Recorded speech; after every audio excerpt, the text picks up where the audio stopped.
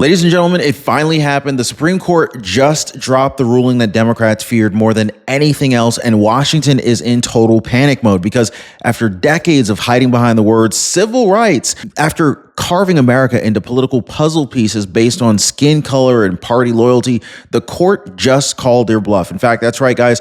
The so-called voting rights loophole that's been shielding race-based maps for like half a century, gone, finished, over. And tonight, the Democrats' carefully engineered gerrymander machine, the one that's kept them clinging to power, well, it just blew up in their face. You can practically feel the shockwaves that are rolling through Baton Rouge to Austin, Texas, to the DNC headquarters itself. They already know what's coming next. The redrawing of the maps, the loss of seats, and the end of their demographic advantage forever. So do not blink, because this is not just another legal headline, guys. This is the beginning of a political earthquake that will reshape 2026 and decide who runs America for the next decade. Now, I'm going to go ahead and break it all down for you guys, what the ruling really means and how it happened and why this moment just changed everything. So stick with me, because this is the one that the media doesn't want you to understand. Hit the like button, subscribe, guys. All right, I want to go ahead and start with what's actually happening right now, okay? Because this Louisiana case here isn't just another courtroom headline. It is the political earthquake of the decade. Now, the Supreme Court just agreed to rehear a challenge to Louisiana's congressional map. This is the same one the Democrats have been defending under Section 2 of the Voting Rights Act. Now, that particular section, which was written back in 1965, was meant in order to stop states from diluting minority votes. But over time, Democrats, they saw the loophole. So Democrats, they basically twisted it into a racial gerrymandering mandate, forcing states to carve out majority-minority district. Kind of like even the numbers didn't even make any sense. Anyway, so now here's the bombshell. The court already looked at the case last term, and instead of ruling, they brought it back. Now, this is very, very rare. It's almost unheard of. In fact, it means that the justices are seeing something much bigger at stake than Louisiana alone. In fact, this rehearing actually tells you that they're ready to test whether Section 2 itself still belongs in modern law. Now, they're not just redrawing one map. No, they're redrawing the boundaries of federal power. Now, this is massive.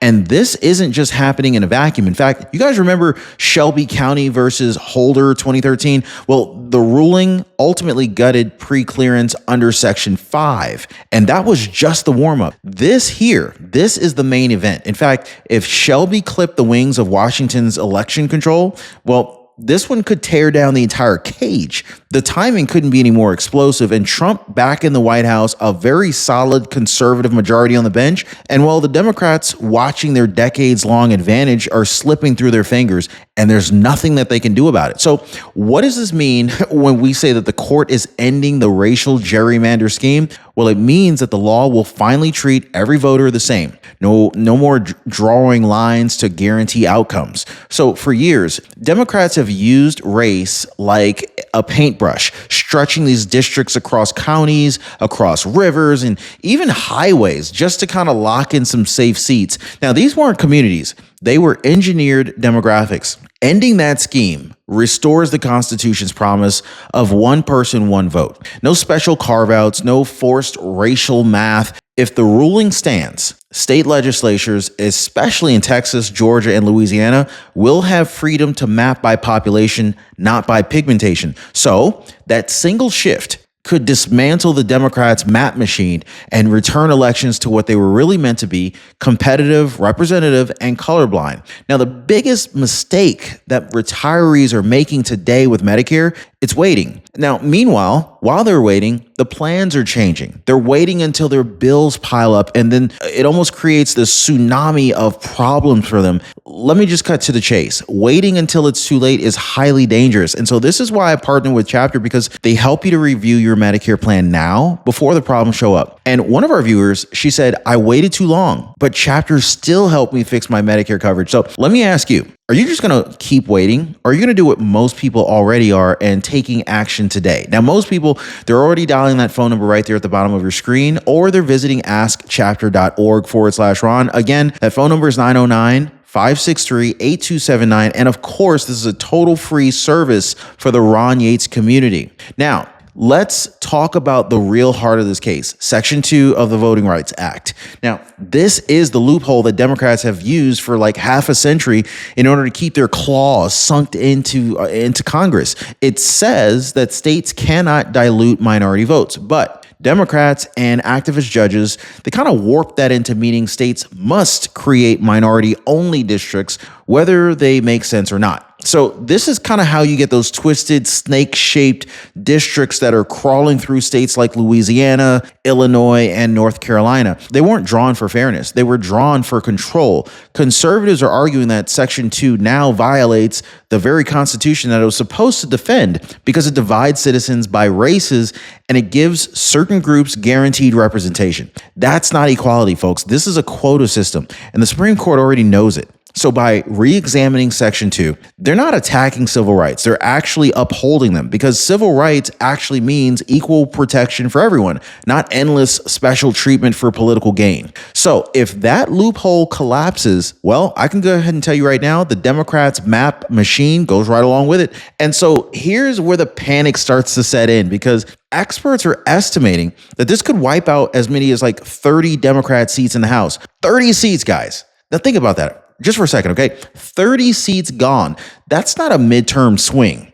That is a total restructuring of power in Washington that we haven't seen in decades. Those race-engineered safe zones in Louisiana, Georgia, and Texas, they would be redrawn by population, not by politics. So this means very competitive districts, balanced representation, and no more automatic wins for the left. Now, Democrats, they have known that this was coming since the court took up the case against them last term. This is why cable networks are running democracy under attack headlines. They see the math because if this ruling lands early next year, I'm talking red states, they're going to have time to remap before the 2026 midterms. That will be a massive problem for the Democrats. Now, that is literally when the ground truly shifts and the age of racial gerrymandering would actually come to an end. So I want to zoom out just for a second because Louisiana is really not alone. In fact, think about it. You got Texas, Georgia, Alabama, even North Carolina.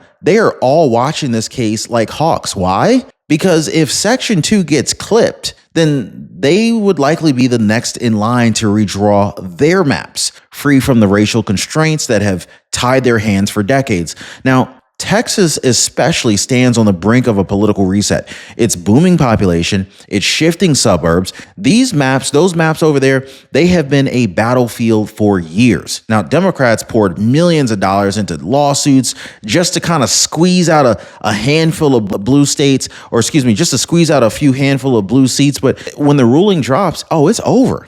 It's over, Hova. So the Texas legislature, Republican run and Trump aligned, could finally design the districts based on pure population data and not on these racial checklists from Washington lawyers. And once Texas redraws, Louisiana follows, then Georgia, and then Florida. Let me know where you guys are watching from today. What state are you folks watching the show from? I want to hear from you guys. Now, each new map cuts deeper than that Democrat advantage, right up until the entire electoral landscape is flipped. Now, what we're talking about here is a once-in-a-generation red wave. I'm talking about a once-in-a-generation red wave that this is one that's built not on emotion, but on math. And trust me, guys, the Democrats already know this. Their reaction says it all. The moment the court agreed to rehear Louisiana's case, their panic button lit up. And suddenly, every network anchor was screaming about voter suppression and Jim Crow 2.0.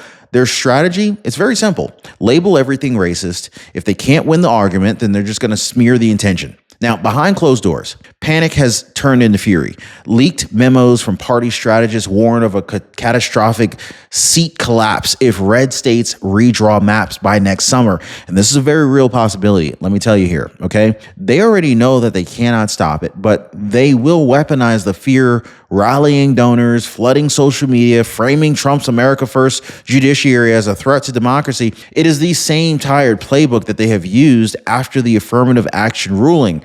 Cry injustice, stoke division, and hope chaos slows the change. But this time, The court isn't backing down, and the countdown to map reform has already started. So now I want to talk about what's coming next, because the woke backlash is coming. Let me tell you right now, you can already hear it. I mean, they're saying that this ruling is racist, that it's going to erase the minority votes and the minority voices, that America is sliding backwards is what they're saying. But the truth, this is the final proof that the left has built its entire identity around victimhood. I mean, they can't survive without division. That is their key strategy, okay? Divide and conquer. So when you take away their racial talking points, the panic, because when you do that, they lose their favorite weapon. Now watch, mark my words, guys. Every pundit's going to scream that systemic racism is still everywhere. They're going to say that fairness itself is oppression. They'll claim that if every vote counts equally, somehow that's racist. Yeah, help me to make that make sense, right? Because the longer they can keep Americans fighting each other, the longer they can keep clinging to power. So this isn't about representation. This is about control, and it's always been about control. In fact, this ruling here exposes the one thing that they fear the most, an America that finally stops seeing race as destiny and it starts seeing the truth again. And so at the very center of that truth, you got President Donald J. Trump, because let's be real, guys, this didn't happen by accident. This is the Trump court at work, a judiciary shaped by constitutionalists who believe in equality under law, not endless racial engineering. And Trump's America First movement they've been saying this since day one. I mean, we judge people by merit, not color. We vote as citizens, not by categories. And now the philosophy is being written into the law of the land. Republicans are already moving to seize that momentum. The message is simple. Fairness isn't racist, it's patriotic. Expect Trump to frame this as the final correction to decades of Democrat manipulation. The ruling fits perfectly into his 2026 strategy. Restore election integrity, secure borders, secure ballots, and secure the maps. The left calls it regression. Patriots call it restoration. And this right here, guys, this is how the Trump revolution becomes permanent. And so at its core, this is a fight over what equality under the law really means. Now, for decades, Democrats argued that fairness required favoritism, that to fix past wrongs, the system had to be tilted forever in one direction. But the Constitution doesn't bend like that. In fact, it doesn't say equal protection for some. It says equal protection for all. Racial preference, no matter how noble it sounds, it's discrimination in disguise. It divides citizens into permanent categories of guilt and privilege, robbing us of the very unity that civil rights were meant to create. This ruling right here, it reclaims that moral ground. It says representation should be based on population, not on pigmentation. So it really kind of reminds us that justice isn't about balancing colors. It's about balancing rights. And so when the dust settles, history will remember this as the moment that America finally stopped apologizing for being equal. Now, this is why Democrats are terrified, because when fairness returns, their monopoly ends. Now, here's what to watch for in the coming months. Mark my words, guys. The court, they already heard the arguments this week. If the justices move fast, a final ruling could land somewhere between January and February of 2026, right in time for states to redraw their maps before the midterms. Now, once that happens, this is only a couple months away, guys. Once that happens, expect a wave of lawsuits from the left trying to delay implementation. They're going to cry chaos. They're going to demand emergency injunctions. But the truth is, time is not on their side. In fact, red states like Texas, Louisiana, Georgia, and Florida already have teams of cartoonographers and attorneys ready to go the second the ruling hits. So every day of delay costs Democrats even more ground. And if the ruling holds, we're looking at a seismic political shift that's heading in the 2026 election. I'm going to tell you right now, a Congress reshaped by population, not by partisanship. This is bigger than maps. This is the end of race-based politics as we've known it. And that, my friends, this is exactly why the panic in Washington tonight is very, very real. So like this video, subscribe, and tell me in the comments, is this the beginning of true equality under law, or is it the final unraveling of the Democrat machine? Either way, The tide just turned and America will never look the same. Hey, by the way, guys, if you're one of the real ones who really enjoy what we do here on the channel, you've got to check out the Inner Circle. This is where our true supporters get exclusive access to content that I just can't share here, completely commercial free. It's also the best way to keep this channel going strong. So if you want to be a part of something special, join us over there. Links in the description or in the pinned comment down below.